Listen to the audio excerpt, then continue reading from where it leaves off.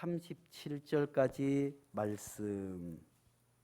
제가 가진 성경은 신약 성경 110면입니다.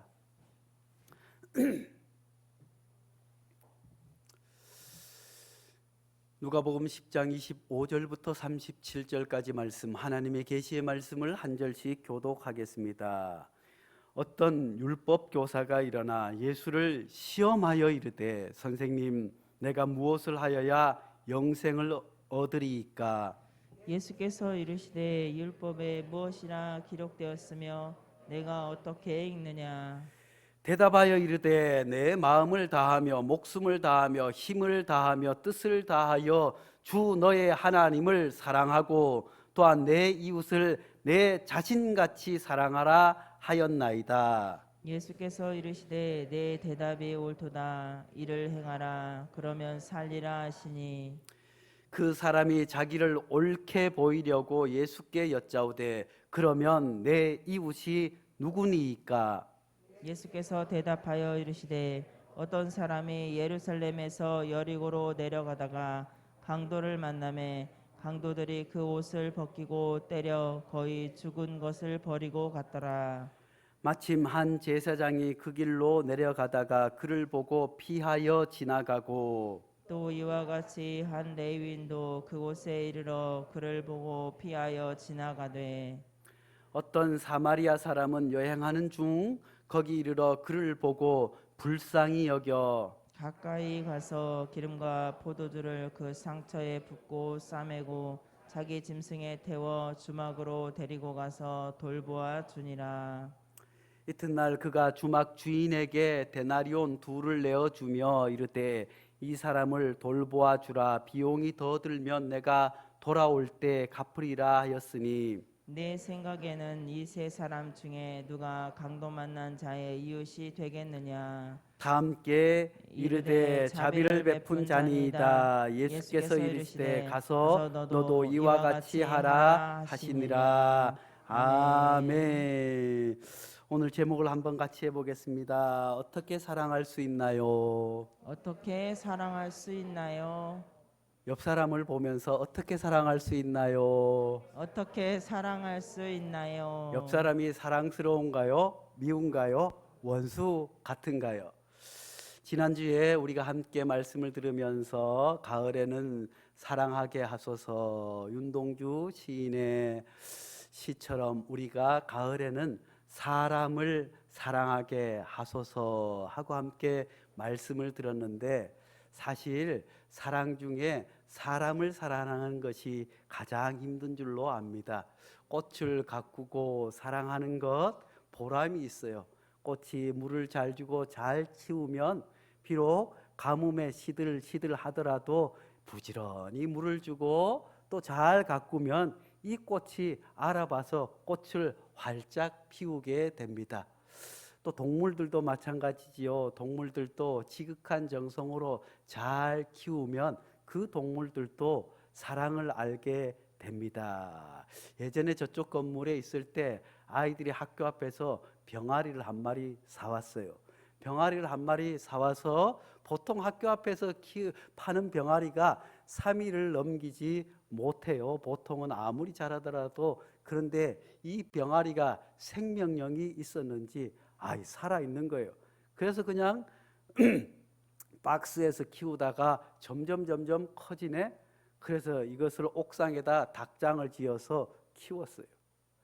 그때 곧 죽을 줄 알고 사료를 사다가 먹였어야 되는데 메뚜기 잡아 먹이고 뭘 잡아 먹이고 쌀 좀 줬더니 닭이 너무 마른 거예요. 그런데도 제가 올라가면 꼬꾸대꼬꾸 하면서 얼마나 반가워하는지 몰라요. 그러다가 또 똥을 치우기 위해서 들어가면 꼬꾸대꼬꾸 하고 머리에도 올라가고 여기에도 올라가고 그저 저만 보면 얼마나 좋아하는지 몰라요. 가만히 보니까 제가 제 아내에게도 그런 사랑을 받아보지 못한 것 같아요.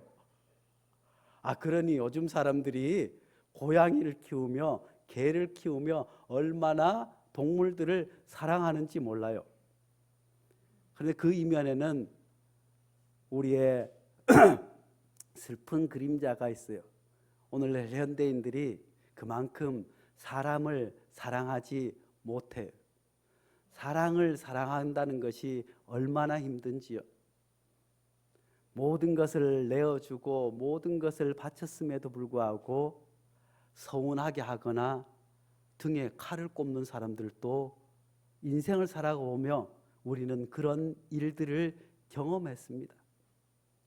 그냥 내가 모르는 사람, 남 모르는 사람, 이런 사람들을 잘해줬을 때는 별로 그런 것이 없지만 정말 내 모든 것을 다해서 사랑했는데 배신하거나 나를 몰라주거나 어디 가서 내 욕을 하거나 괴롭히면 그 사람은 정말 원수처럼 미운 게 사실입니다. 그런데 지난주에 원수를 사랑하라고 했으니 이 말씀이 어떤 사람에게는 큰 부담이 되기도 합니다. 정말 인생을 살아가면서 두 번 다시 만나지 않은 저 인간만 아니었다라면 내 인생이 달라졌을 수 있었을 텐데 그런 정말 원수가 있어요.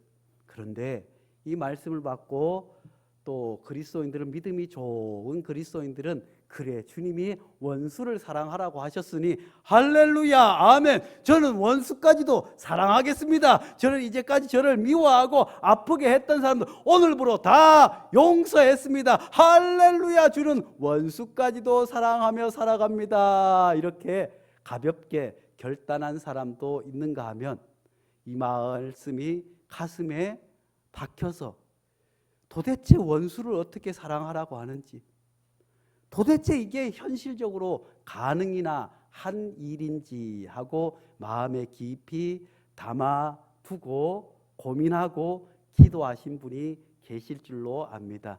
사랑하는 성도 여러분, 한 주간 그 말씀을 가슴에 담고 어떻게 보내셨는지 쉽게 신앙적인 고백으로 내 무의식의 깊은 곳으로 그것을 밀어 넣어버리고 마치 없는 것처럼 나는 하나님의 말씀대로 사는 것처럼 그렇게 쉬이 살아오셨는지 아니면 마음 깊이 그 말씀이 나를 두드리면서 나는 어떻게 할까? 사랑은 정말 할 수 있는 것일까? 하고 기도하셨는지. 근데 사실 부족한 종도 원수를 사랑하라고 선포하지만 부족한 종이 원수를 사랑할 수 있을까요? 저를 아무리 돌아보아도 그럴 만한 능력이 저에게는 없습니다. 코로나 때문에 얼마나 힘들었는지 몰라요. 저는 짧게 알았어요. 하루만 앓고 그 다음부터는 조금 목소리가 변하고 그래서 어떻게든 생활하고 갇혀 있었지만 우리 아내는 예방주사를 맞을 때도 심하더니만 코로나 때도 심해요. 사람이 아프면 짜증을 낼까요? 안 낼까요? 제가 잘한다고 했는데 뭘 어떻게 애쓴다고 했는데 화를 내는 거예요. 얼마나 서운하든지 그러면서 순간 내가 이 사람하고 앞으로 남은 생을 이게 늙고 병들면 더 아프고 힘들 텐데 살아갈 수 있을까? 이런 생각도 했다니까요. 그게 사실은 우리의 연약한 모습입니다. 그래서 우리가 하나님 앞에 기도하는 거예요. 그래서 우리가 신앙생활 하는 거예요. 그래서 하나님 앞에 무릎 꿇는 거예요. 하나님, 제가 가장 사랑하고 곁에 있는 사람도 사랑하지 못하면서 누구를 사랑하라고 설교할 수 있겠습니까? 주님, 저를 돌아보아 주셔서 힘을 주십시오. 용기를 주십시오. 이것이 신앙인 줄로 압니다. 또한 이 원수를 사랑하라고 하는 말씀을 이렇게 해석하신 신학자도 있습니다. 원수를 사랑하라고 하는 것은 원수를 사랑하겠다는 마음을 먹지 않고서는 우리는 단 한 사람도 사랑할 수 없습니다. 원수를 사랑하겠다고 하는 마음을 먹지 않고는 우리는 단 한 사람도 사랑할 수 없다고 하는 것이 주님께서 우리에게 주신 원수를 사랑하라고 하는 말씀에 담겨 있는 깊은 의미로 해석하는 분들도 있습니다. 사랑하는 성도 여러분, 우리가 어떻게 사랑할 수 있을까요? 오늘 그림을 한 점 보겠습니다. 이 그림은 예전에도 우리가 함께 보았던 그림입니다. 빈센트 반 고흐의 선한 사마리아 사람. 빈센트 반 고흐를 이끌어서 열정의 화가, 영혼의 화가, 태양의 화가로 불리어집니다. 그는 언제나 말씀대로 살기 위해서 애쓰고 힘썼습니다. 언제나 가난하고 소외된 사람들을 보며 가슴 아파했습니다. 고통당하는 이웃을 보며 그들과 함께 생활하기를 소원했던 화가였습니다. 그는 한때 벨기에에서 전도사로 사역하면서 탄광에서 일하면서 그들의 비참한 삶을 돌아보면서 그들과 함께 고통을 나누고 그들과 함께 사랑을 나누기 위해서, 사랑을 실천하기 위해서 몸부림쳤던 인물이기도 합니다. 그는 거기에서 임신한 채 버려진 한 여인 창녀 시엔을 불쌍히 여겨서 동거하게 됩니다. 이 일로 말미암아 그의 가족들로부터 버림받게 되었습니다. 우리가 잘 아는 바와 같이 그의 말년은 너무나도 비참했습니다. 외로웠습니다. 쓸쓸했습니다. 이 작품 선한 사마리아 사람, 이것은 지나치리만큼 진실하게 살려고 몸부림쳤던 고흐의 자신의 모습이 고스란히 담겨 있습니다. 나귀를 타고 가던 한 마리의 나귀가 있습니다. 그리고 거기에는 버려진 보물 상자 같은 것이 있습니다. 이 사람은 쓰러져 지쳐 있는 사람을 나귀에 올리기 위해서 몸부림치며 최선을 다합니다. 고흐는 일생 동안 3점의 종교화를 남겼습니다. 그 종교화 가운데 오늘 우리가 본 것은 선한 사마리아 사람. 이 선한 사마리아 사람은 남을 섬기기 위해 자신을 희생한다는 고흐의 깊은 신앙 고백과 삶의 몸부림이 담겨 있지만, 그가 자살했다는 이유로, 말년에 비참했다는 이유로 많은 그리스도인들이 외면하는 화가이기도 하지만, 그의 그림, 선한 나사로에 살려주신 예수님의 그림이랄지, 우리가 너무나도 잘 알고 있는 별 해는 밤, 그 별, 빈센트 반 고흐의 그림, 그리고 이 그림은 너무나도 유명한 그림입니다. 오늘 그림에 잇대어서 하나님의 말씀으로 돌아가겠습니다. 예루살렘에서 여리고로 내려가는 길에 강도 만난 한 사람이 있었습니다. 그 강도 만난 사람, 선한 사마리아인이 강도 만난 사람을 도와주는 것이 오늘 본문의 이야기입니다. 오늘 본문의 말씀은 너무나도 유명한 말씀입니다. 어떤 목사님이 이제 바쁘게 어느 교회 강사로 초청받아 가게 되었습니다.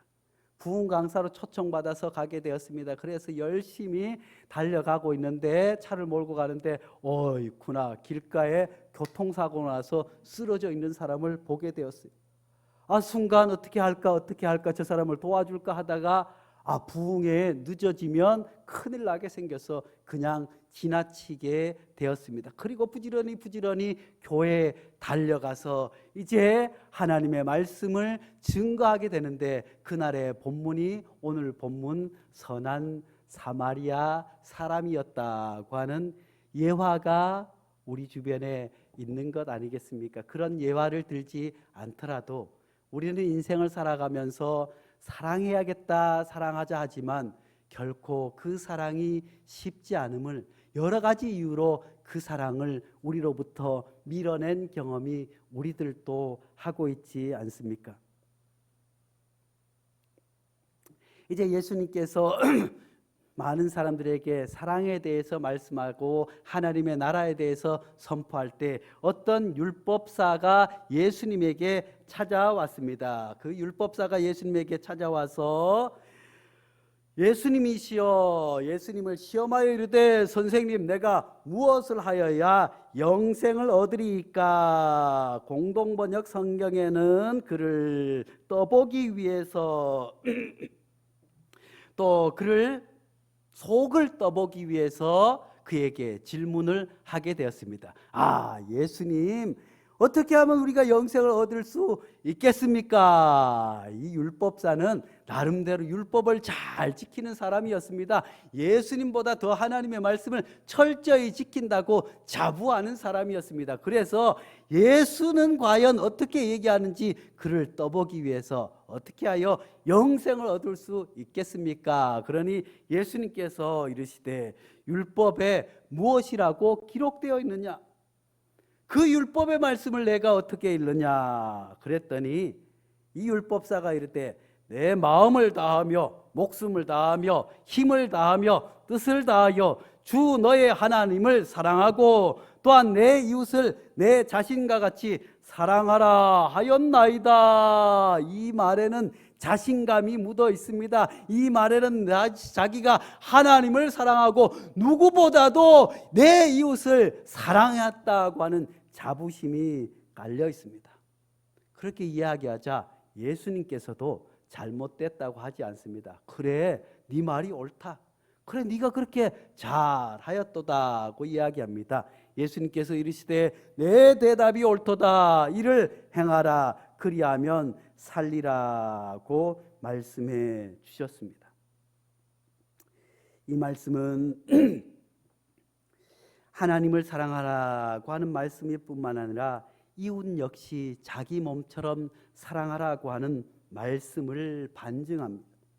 그는 자신의 선을 확증받고 싶은 심상으로 이렇게 질문했습니다. 내 이웃이 누구입니까? 내 이웃이 누구입니까?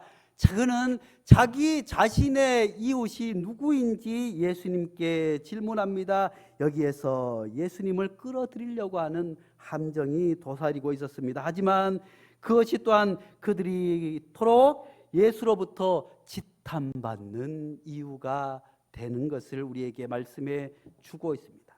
내 이웃, 우리의 이웃이 누구인가? 이 질문에 예수님께서 계속해서 답을 해 주십니다. 사람은 누구나 자기 중심적입니다. 내 이웃이 누구인지,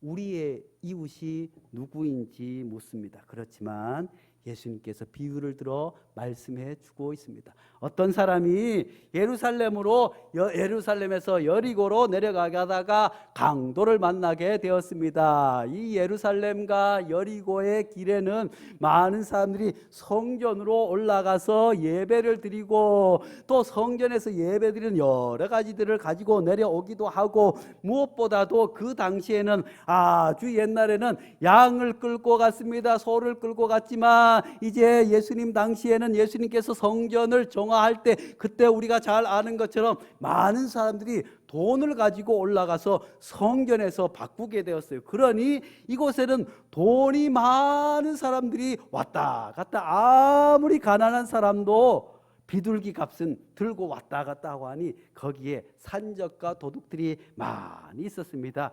예루살렘에서 여리고까지는 거리로는 이 36km 정도의 거리로 떨어져 있는데, 예루살렘은 해발 760m, 바다로부터 760m면 아주 높은 중봉우리 정도 되지만 여리고는 해수면보다도 250m 낮은 곳에 있는 그런 지형이었습니다. 그런데 그곳에는 지형이 아주 험해서 아주 강도가 숨어 있기에 딱 좋아요.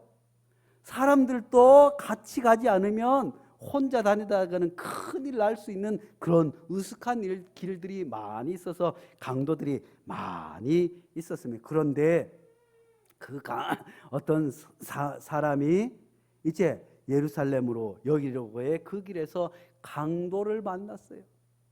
오늘 말씀에 보면 강도를 만나서 얼마나 많이 맞았던지 왜 그랬을까요? 이곳을 오고 가는 사람들은 성전에 오고 가는 사람들도 있었을 뿐만 아니라 먹고 살기 위해서 오고 가는 사람들도 있었을 것 아니겠습니까? 자기가 열심히 장사를 하고 애를 써서 그것을 이제 돈으로 바꾸어서 내려가서 자기 가족들을 먹여 살려야 하는 것 아니겠어요? 큰 보물을 가진 사람들도 물론 있었겠지만 단 한 끼 양식을 위해서 자녀들을 위한 그런 부모님들도 있지 않았겠어요? 이 사람이 거반 죽게 되었어요. 이 말은 무엇인가? 이 사람은 아마도 그것이 너무나도 귀했기 때문에, 자기의 목숨보다 더 귀했기 때문에, 이것을 잃으면 다 잃어버렸기 때문에 아마 강도와 맞서지 않았을까 상상해 볼 수 있지 않겠습니까? 돈이 많았을 것 같으면 아이고 이까짓 것 이거 주고 빨리 목숨을 살려야지 하고 주고 도망갔을 텐데 거반 죽게 되었다고 하는 것을 봤을 때는 이 사람에게는 이것이 가족들을 향한 하루의 양식일 수도 있어요. 이것 없으면 죽을 수밖에 없는 귀한 것일 수 있어요. 그것을 뺏기지 않기 위해 몸부림치다 거반 죽게 되었습니다. 그런데 우리가 잘 아는 대로 먼저 제사장이 예루살렘에서 여리고로 내려가는 길에 제사장이 그것을 보게 되었습니다. 저기 이제 강도를 만나서 다 죽었는지 살았는지 피를 흘리고 쓰러져 있는 불쌍한 사람을 보게 되었습니다. 그런데 이 사람은, 제사장은 어떻게 해요? 그냥 지나쳐 갔어요. 제사장이 어떻게 그럴 수 있을까? 아니면 제사장이 너무너무 바쁘다 보니까 아까 그 목사님처럼 너무 바빠서 그렇지 않을까? 그런데 오늘 말씀해 보니까 제사장이 예루살렘으로 올라가는 길이 아니라 예루살렘에서 내려오는 길, 제사를 다 드리고 일을 다 드리고 이제 내려가는 길이었으니까 그리 바쁘지도 않았는데 왜 이 제사장은 그를 외면하고 말았을까요? 제사장은 당시에 예배를 인도하는 사람이었습니다. 하나님과 사람 사이에 죄를 양을 바치면서 중재하는 중재자였습니다.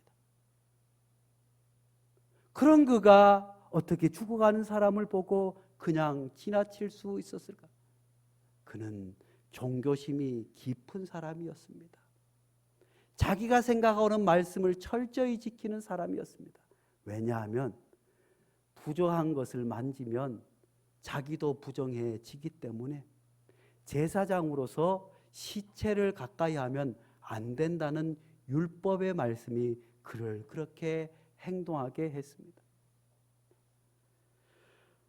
그는 무엇보다도 종교적인 이유 때문에 저기의 종교를 위해서 시체나 부정한 것을 가까이 해서는 안 된다는 그 율법 때문에 죽어가는 사람을 외면하고 지나갈 수밖에 없었습니다. 주님께서는 종교적인 이유보다는 한 사람을 바라보는 불쌍히 여기는 마음이 우리에게 있어야 함을 우리에게 말씀해 주고 있습니다. 사랑하는 성도 여러분, 우리가 흔히 착각할 때도 있습니다. 교회에서 어떤 사회봉사 프로그램을 하고 어떤 사랑 바자회를 하고 무엇을 하고 할 때 대부분 우리는 그것을 순수한 사랑보다는 그것을 통해서 교회가 부흥되고 그것을 통해서 전도를 하고 그것을 통해서 무엇을 교회를 위한 유익이 되지 않을까 하는 마음으로 사랑할 때가 얼마나 많은지요.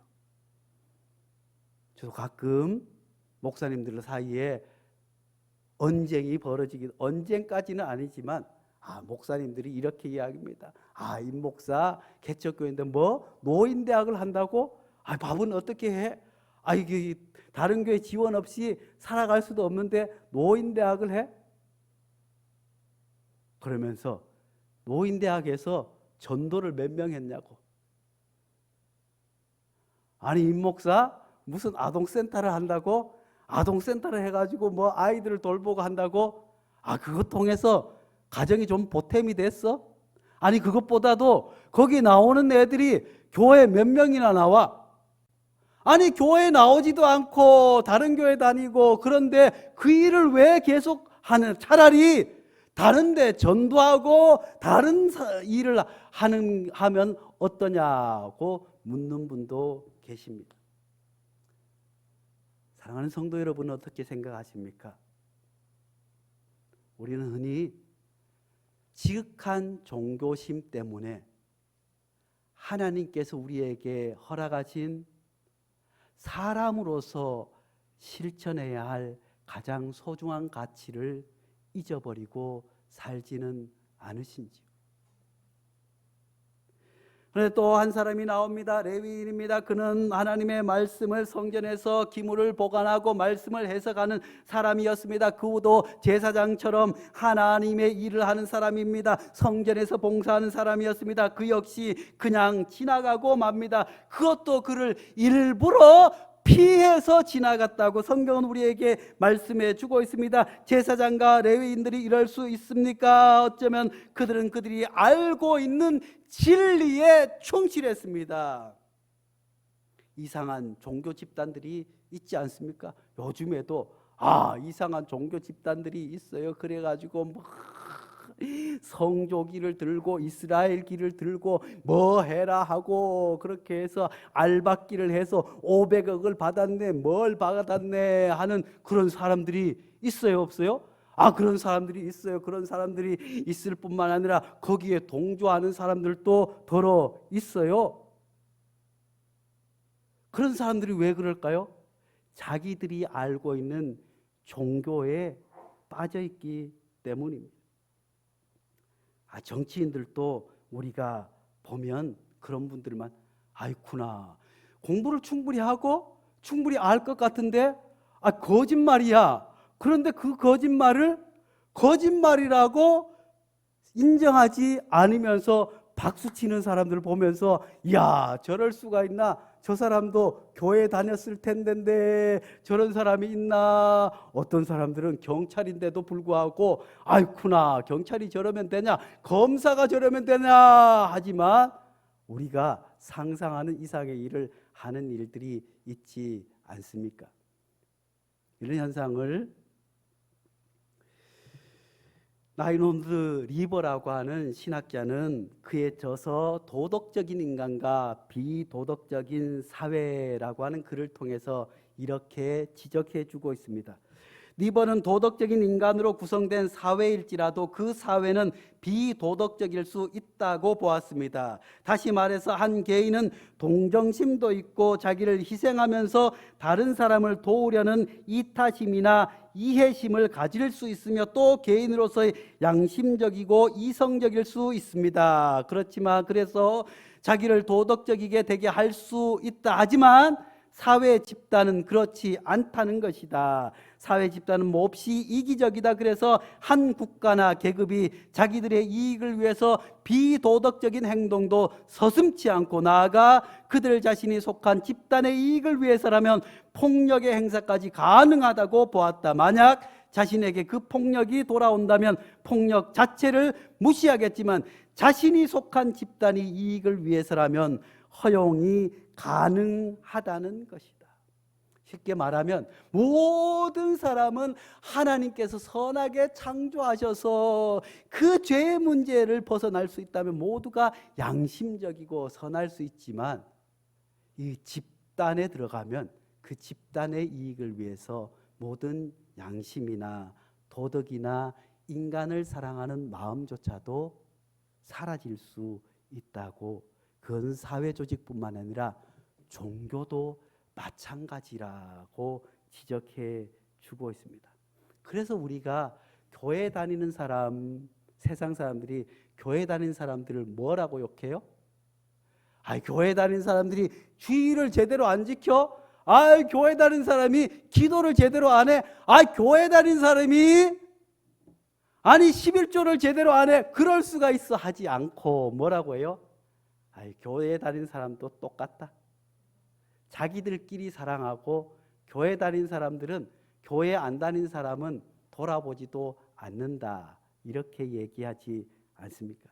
자기들끼리를 위해서는, 자기 교회를 위해서는 그런 현상이 사회뿐만 아니라 우리 교회 안에도 있음을 라인홀드 리버는 지적해 주고 있습니다. 그런데 또 한 사람이 등장합니다. 그는 사마리아 사람이었습니다. 사마리아 사람은 유대인들로부터 욕먹는 사람이었습니다. 그들은 로마 이전 포로로 끌려가서 이방 사람들과 피가 섞여서 율법도 제대로 모르고 예배도 제대로 모르는 그런 지옥의 불쏘시개 같은 그런 사람이라고 천히 여겼습니다. 우리는 하나님의 말씀을 기억하고 율법을 지키고 예배를 드리는데 저들은 그렇게 하지 못한다고 욕먹는 사람이었습니다. 사람 취급받지 못했습니다. 공동체에 들지 못했습니다. 그런 사마리아 사람이 천대받는 가운데 불쌍한 사람을 도와주었습니다. 예수님은 왜 하필 사마리아 사람을 택했을까요? 그는 자유한 사람이었습니다. 제도와 사회로부터 그리고 종교로부터도 자유로웠던 그 사람은 하나님께서 허락하신 사람의 그 양심을 따라 남을 불쌍히 여기는 마음을 가졌습니다. 따뜻한 마음을 가졌습니다. 왜 그리스도인들이 지탄받습니까? 우리는 인간의 따뜻함을 행여 잃어버리고 우월감에 사로잡혀 살아갈 때가 있어요. 세상 사람들을 보면 저 사람들은 아이고 지옥에 갈 사람들이야. 아 저기에 무슨 선한 것이 있겠어? 정의가 있겠어? 사랑이 있겠어? 그렇지만 가만히 보면 예수 믿지 않는 사람들 가운데서도 따뜻한 사랑으로 이웃을 위해서 자기의 모든 것을 희생하는 사람들이 얼마나 많은지 알 수 없습니다. 우리는 하나님 앞에 나와 예배 드리는 자들로 하나님의 은혜 안에 있는 사람들인 줄로 믿습니다. 우리가 세상 사람들과 구별되는 것은 우리가 도덕적으로 우월해서가 아니라 우리가 종교적으로 우월해서가 아니라 하나님의 은혜를 알기 때문입니다. 내가 얼마나 큰 죄인인지 예수님의 보혈의 피가 아니고는 용서받을 수 없는 죄인, 하나님의 은혜 아니고는 단 하루도 살아갈 수 없는 존재임을 인식하는 그것뿐. 우리가 어찌 하루에 5번씩 성전을 향해서 기도하는 이슬람 교인들보다 종교적으로 우월할 수 있겠습니까? 매일 아침 저녁으로 향을 피우며 절을 하는 티벳의 불교인들보다 우리가 종교적으로 우월할 수 있겠습니까? 우리의 삶 역시 자신의 모든 것을 희생해서 살아가는 수많은 선한 사람들보다 우월할 수 있겠습니까? 단지 우리는 우리가 얼마나 큰 죄인이며 하나님의 은혜 아니고는 살아갈 수 없는 존재임을 아는 그 신앙의 고백이 우리에게 있는 줄로 압니다. 오늘 선한 사마리아인 비유를 통해서 주님께서 그 선한 사마리아인의 사랑이 하나님의 사랑으로 우리에게 어떻게 왔는지 말씀해 주고 있습니다. 이 사람은 아무 조건 없이 그저 불쌍히 여겨 주셨습니다. 하나님도 영원히 죽을 수밖에 없는 우리, 하나님 앞에 뭐 잘한 것 없고 분노 가운데 세상 가운데 사는 우리, 그 많고 많은 사람들 가운데서 우리를 먼저 불쌍히 여겨 주신 줄로 믿습니다. 불쌍히 여겨 주셨습니다. 그리고 하나님께서 우리 같은 죄인을 구하기 위해서 가까이 찾아와 주셨습니다.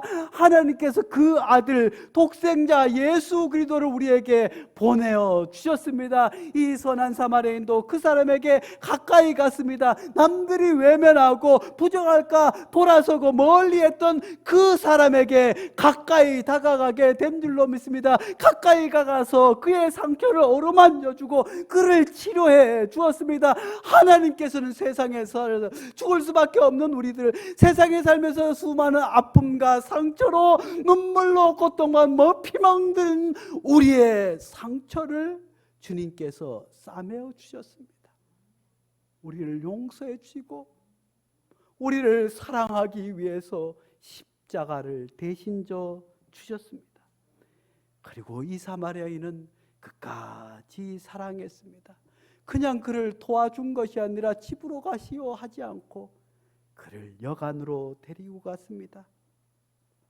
그리고 그 다음 날 혹시 돈이 2데나리온을 주면서 돈이 더 들면 내가 돌아올 때 주겠노라. 생각해 보세요. 나와 아무런 상관이 없는 사람입니다. 도와줘도 되고 안 도와줘도 되는 그 사람을 그렇게까지 도와줍니다.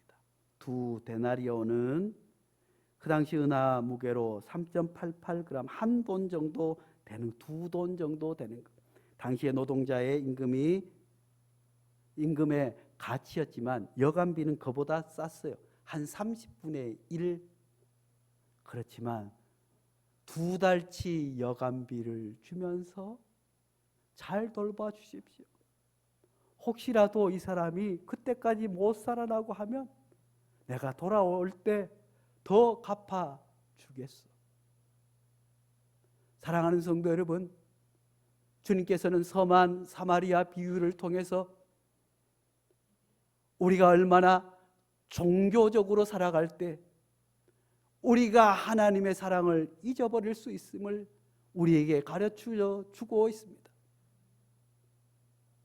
이 선한 사마리아 비유를 통해서 예수님께서 우리를 어떻게 사랑하시며 우리를 끝까지 사랑해 주시는지 보여주시면서 말씀해 주고 있습니다.